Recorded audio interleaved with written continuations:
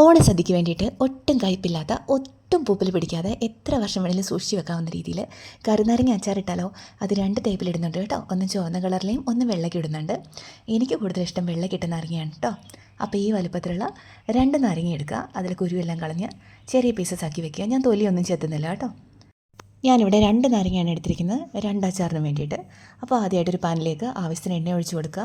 വെളിച്ചെണ്ണയോ സൺഫ്ലവറോ ഒക്കെ നല്ലെണ്ണയോ ഏത് വേണമെങ്കിലും ഒഴിക്കാം. അതിലേക്ക് 1 ടീസ്പൂൺ കടുകും 1/4 ടീസ്പൂൺ ഉലുവയിട്ട് പൊട്ടിക്കുക.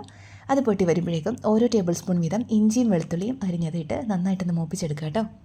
അതൊന്ന് മൂത്ത് വരുമ്പോഴേക്കും അതിലേക്ക് ആവശ്യത്തിനുള്ള കറിവേപ്പിലയും ഒരു 10-12 പച്ചമുളക് ചെറിയ ആയിട്ട് കട്ട് ചെയ്തതും കൂടെ ചേർത്തിട്ട് നന്നായിട്ട് മൂപ്പിച്ചെടുക്കുക.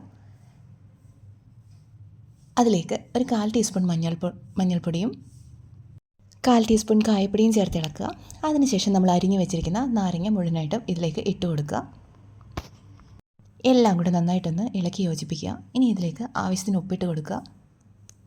എന്നിട്ട് എല്ലാം കൂടെ നന്നായിട്ടൊന്ന് ഇളക്കി യോജിപ്പിക്കുക. ഇനി നമുക്കിതിലേക്ക് വേണ്ടത് വിനാഗിരിയാണ്. ഞാനിവിടെ 2 ടേബിൾ സ്പൂൺ വിനാഗിരി ഒഴിച്ച് കൊടുക്കുന്നുണ്ട്. ഇതിലേക്ക് ഞാൻ തരി പോലും വെള്ളം ചേർക്കുന്നില്ല കേട്ടോ. അതുപോലെ ഈ പാത്രങ്ങളും അച്ചാറിടാൻ ഉപയോഗിച്ചിട്ടുള്ള നാരങ്ങ പച്ചമുളക് എല്ലാം ഞാൻ വെള്ളമെല്ലാം നന്നായിട്ട് ഒപ്പിക്കളഞ്ഞതാണ്. നമ്മുടെ അച്ചാർ റെഡി ആയിട്ടുണ്ട്.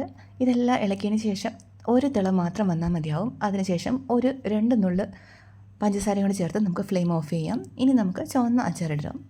അതിന് വേണ്ടിയിട്ട് ഒരു പാനിലേക്ക് വെളിച്ചെണ്ണ ഒഴിച്ച് ചൂടാകുമ്പോൾ അതിലേക്ക് 1 ടീസ്പൂൺ കടുക് ഇട്ട് പൊട്ടിക്കുക. ഇതിലേക്ക് ഞാൻ ഉലുവ പൊട്ടിക്കുന്നില്ല കേട്ടോ. ഓരോ ടേബിൾ സ്പൂൺ വീതം ഇഞ്ചിയും വെളുത്തുള്ളിയും ചേർത്ത് നന്നായിട്ട് ഇളക്കി കൊടുക്കുക. ആവശ്യത്തിന് കറിവേപ്പില ഇട്ട് കൊടുക്കുക.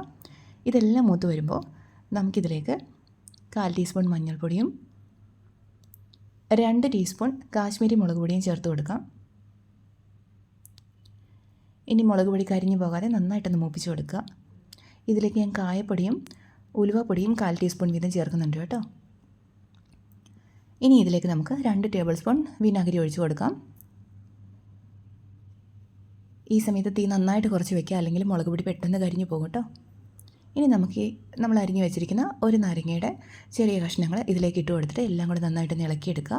അതിനുശേഷം ആവശ്യത്തിന് ഉപ്പൂടെ ചേർത്ത് ഒരു തിള വന്നു കഴിഞ്ഞാൽ നമുക്ക് ഫ്ലെയിം ഓഫ് ചെയ്യാം. ഇതിലേക്കും 2 നുള്ള് പഞ്ചസാര ടേസ്റ്റ് ബാലൻസ് ചെയ്യാൻ വേണ്ടി ചേർത്ത് കൊടുക്കുന്നുണ്ട്.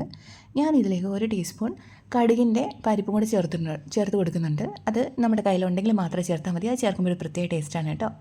നമ്മുടെ അച്ചാർ 2 റെഡി ആയിട്ടുണ്ട്. വളരെ എളുപ്പമല്ല റെസിപ്പി. അപ്പോൾ എല്ലാവരും ട്രൈ ചെയ്ത് നോക്കുക. വളരെ എളുപ്പമാണ്, വളരെ ടേസ്റ്റിയാണ്. ഇതൊരിക്കലും കേടാവത്തുമില്ല, ഒട്ടും തന്നെ കയ്പും ഉണ്ടാവില്ല. അപ്പോൾ എല്ലാവരും ട്രൈ ചെയ്ത് നോക്കൂ.